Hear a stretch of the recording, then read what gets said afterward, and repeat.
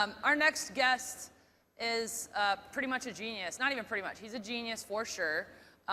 He was one of the original angel investors of Facebook, founder of PayPal, author of new book 0 to 1, which you can order right now. Please welcome Peter Teal to the stage and Alexia Tsotsis.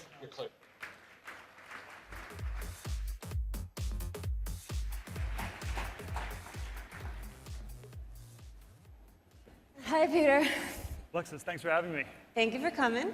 How are you doing? Doing great. How are you doing? I'm doing good. Aside from all the other accomplishments that Jordan just mentioned, you're known for being a staunch contrarian. So what's the one thing that you conform to? Well, I think I conform on most things. I believe that 1 + 1 = 2. I believe the Earth goes around the sun. So I think most conventional things that people believe to be true are in fact true. They're just not that interesting, and they don't really give you much of an advantage. I always think that the key you need to find is something that's true that other people don't agree with you on, or the business version is you need to find a great business idea that nobody's building. And so I think most conventional things are correct. They just don't help you in business. What's the most interesting conventional thing that you believe? You know, I think there always are these conventional things that are true that I think are more true than people think. So I think Silicon Valley is going to be the center of the U.S. economy for the next 10 to 20 years. That's kind of conventional, but I believe it maybe more than most people. Why do you believe it? I think we're at a point in our society where we need to somehow find a way to go back to the future. We need to go back to innovating, to doing new things. This is what Silicon Valley does best, and I think you see it culturally with things like the Social Network movie. You see, I would sort of had a long-short position. I'd be short New York, long Silicon Valley.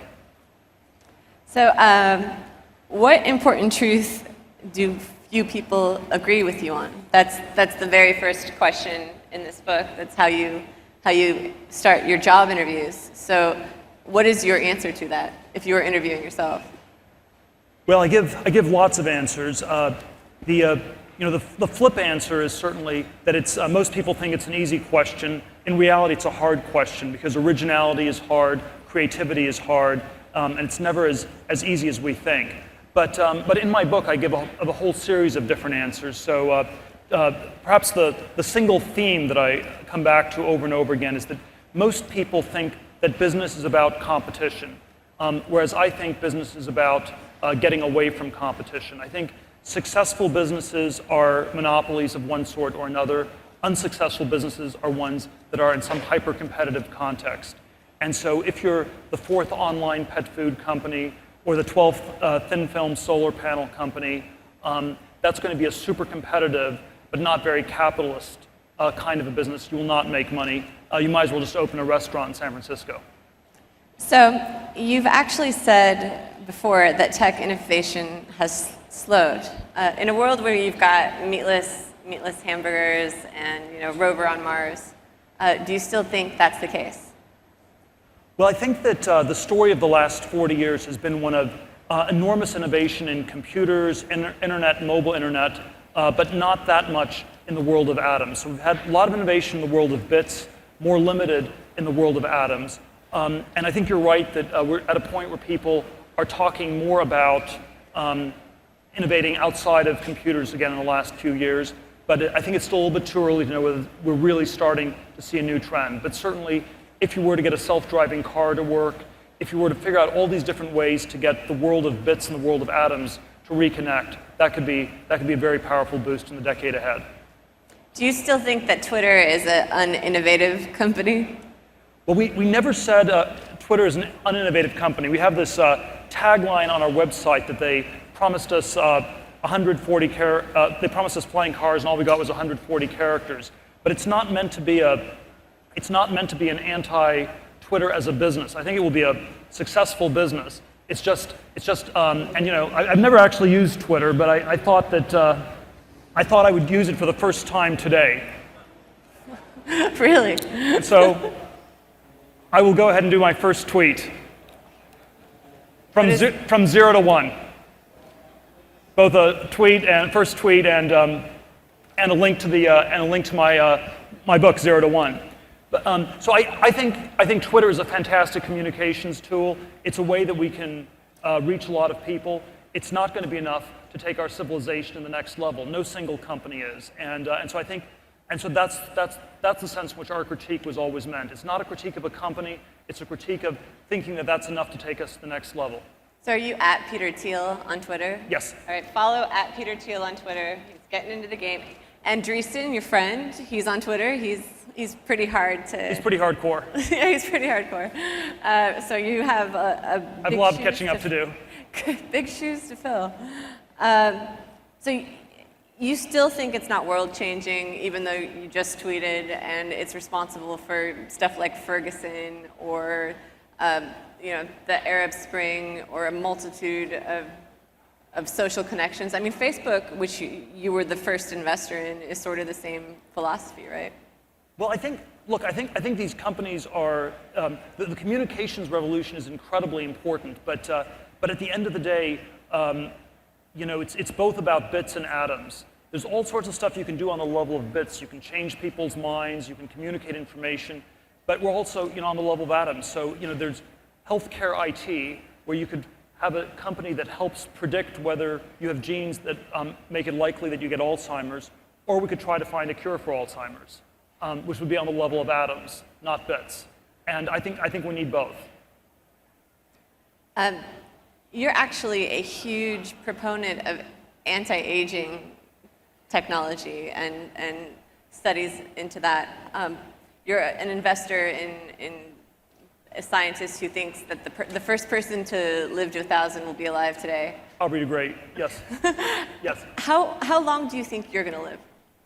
Oh, I don't think that's I'm too superstitious to answer that question, even though I'm not that superstitious. But I think that every time I look at these areas of technology, you get the sense that there is so much more we could be doing. And so it's, even though things are not advancing as fast as I like, I do actually think there's a lot that could be done. And anti-aging is this extremely underexplored field. The most common cause of death is related to aging in one form or another. You're much more likely to get cancer or heart attack if you're 80 than if you're 30. And so I think understanding aging and seeing if there are ways to slow it or even reverse it remains one of the great scientific projects of all time. Google is trying to get into it. Quite a few people are trying to solve it. So Google, which has a lot of different projects going on, is something that you call a monopoly in your book. Yeah, I don't think that's particularly controversial. I mean, Google has Google is probably it has a monopoly-like position in search. That is why it's incredibly profitable. It's something the people running the company understandably don't want to talk about. But I think that if you're trying to evaluate and understand what really makes Google work, that's a key thing one has to understand. And one of the challenges that we found on the venture capital side is that when we see entrepreneurs who come out of Google, for the most part, they don't understand what made Google work. They believe that Google works because they have like a super elaborate IQ test for people, and all you have to do is find people who are smarter than anybody else, or something like that. And they're quite unaware of the degree to which it's driven by the monopoly-like business model. So I do think it's always a combination of getting the right people, the right technology, and the right business strategy. And I think the business strategy at Google is something that is intentionally obscured. I mean, they're for good reason trying to avoid the fate that happened to Microsoft in the 90s. And so the people who have monopolies, as a rule, will not talk about them. In contrast with monopolies, you bring up the concept of competition, and that if you're in an industry where the competition is really fierce, you're basically a commodity. So do you think that what's going on between Uber and Lyft right now, the fierce competition that Travis alluded to earlier, do you think that makes them both a commodity? Well, this is I'm very biased on this. I'm full disclosure. I'm an investor. I am an investor in Lyft, and I do think that that this is probably at the opposite extreme. You know, if the slogan for Google is "Don't be evil," I think the slogan for Uber is something like "Do a little bit of evil and don't get caught."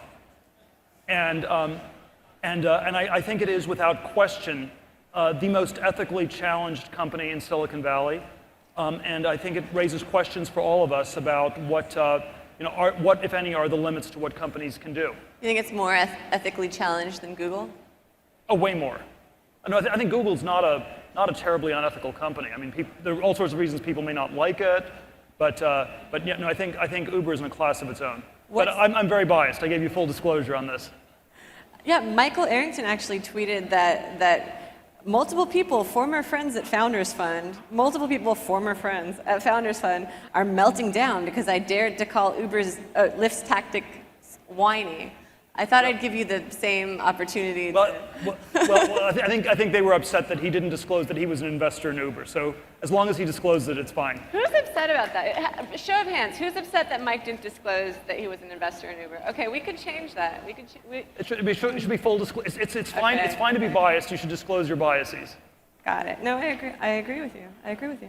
All right. So have you watched Mike Judge's Silicon Valley? No, I think it's a great show. I've seen some of the episodes, and it's definitely, yeah, it's funny. It's a good show. So there's a character on the show, Peter Gregory, may or may not be based on you. May or may not be. No. Do you see the resemblance? I'm like the last person in the world to ask this sort of stuff. Look, I think it's incredibly. I think there's some level in which it's incredibly flattering. I think there is a way in which Silicon Valley is going to become an important place for people to think about culturally in this country, because if you're a talented young person, there's always a question: what city in the U.S. do you go to? And I think the four choices were New York for finance, DC for politics, LA for media, Silicon Valley for tech. And somehow, in the aftermath of the 2008 crisis, it sort of has sorted out to be Silicon Valley, hands down, is the place you want to go. And it is going to be defining the future in this country for decades to come, for better and for worse. I'm always critical of Silicon Valley to the extent we're too smug, that we hype things up too much. I do think we're better than the rest of the country, but we shouldn't believe it too much, because I do think we can still improve a lot relative to what we're doing. Do you ever you've seen the Sesame Seed scene where his brain tells him that he should buy shares in some? Right. Is that the way? I've not found a Sesame Seed investment yet. No. But you must get people pitching you crazy things all the time. Like, I have a time machine in the future, you've already funded it, so I'm just here to get my initial check. Like, what's the craziest thing you've heard from people? There's so many crazy ideas.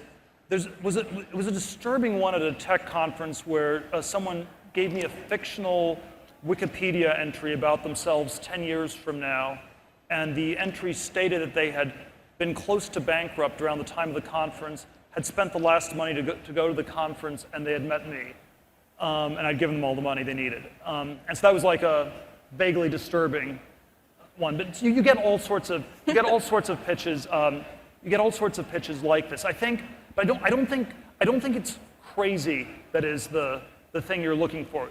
What we're always looking for is unique and works. It may sound crazy in the sense that it's not been done, but we always want to be fundamental.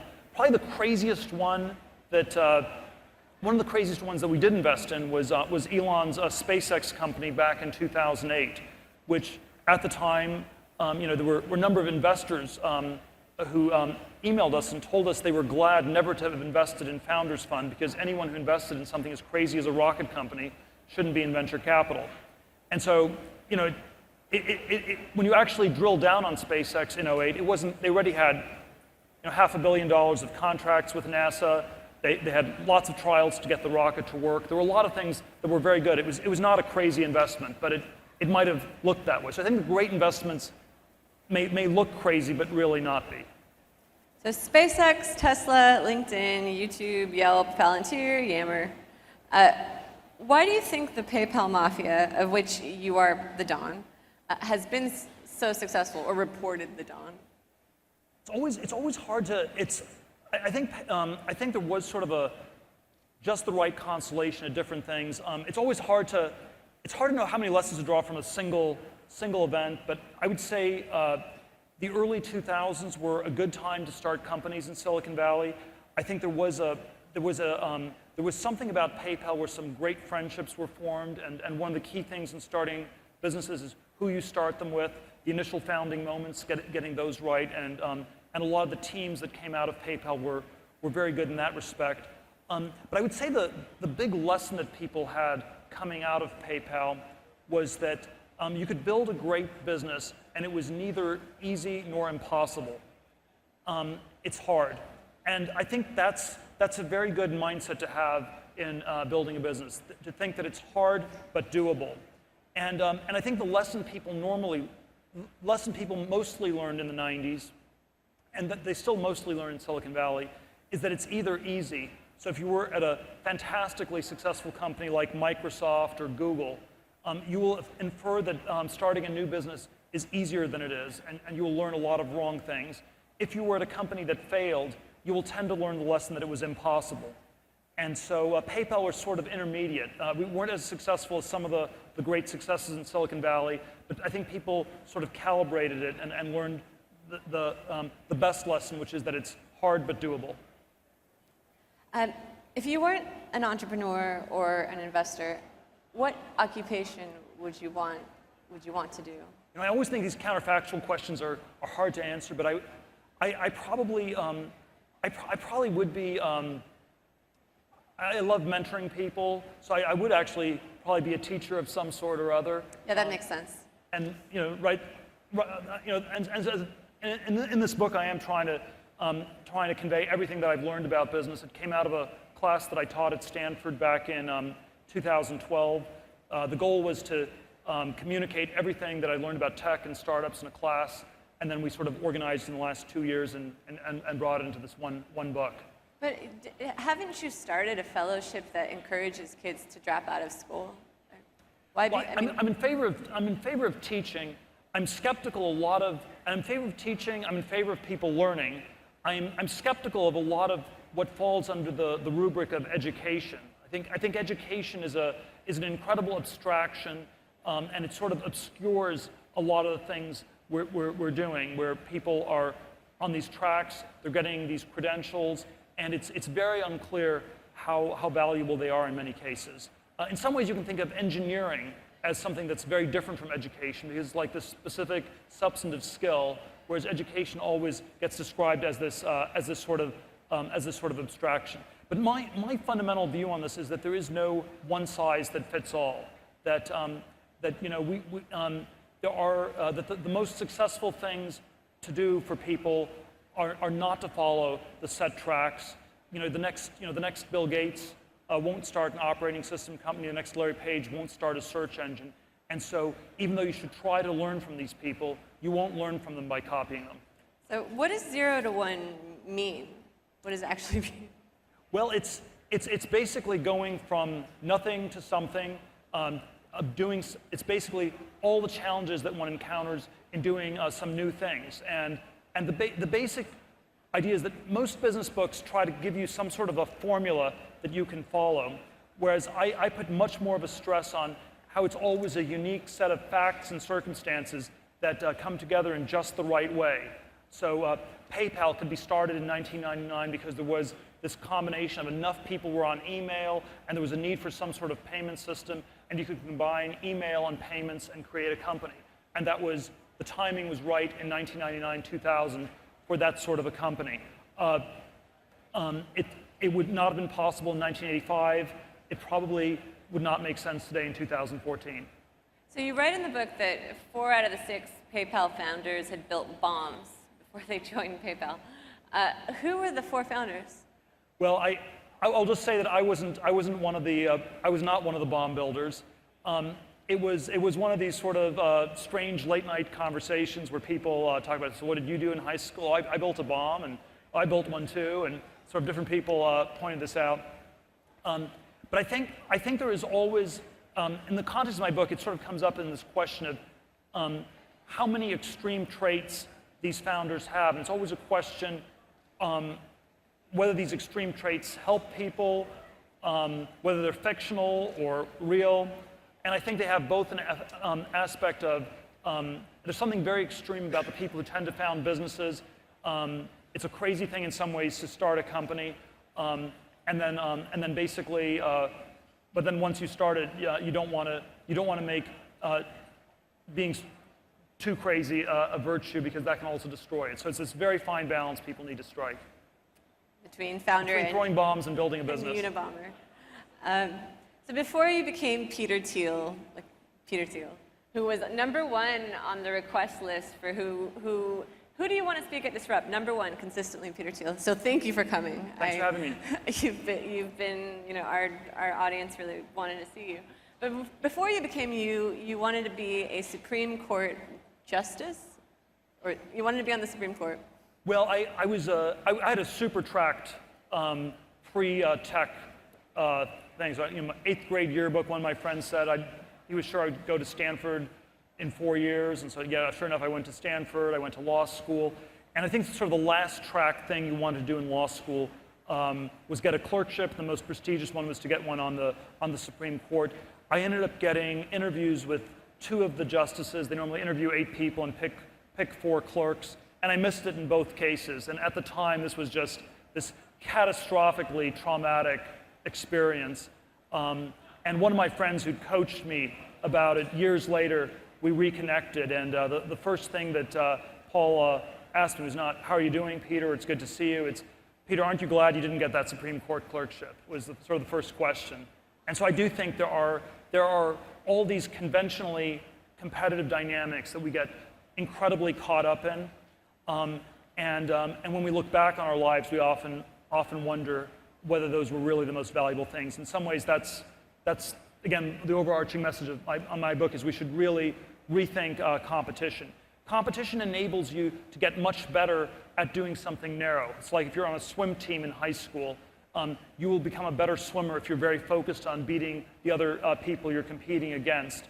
But what competition also does, it focuses you too much on the people around you, and as a result, you may lose sight of what's truly important or truly valuable. And so I think it always has this strangely distorting effect.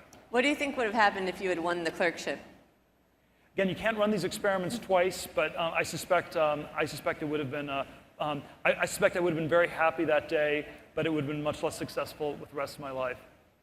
Thank you. Thank you, Peter. Thank you. Everybody, a round of applause.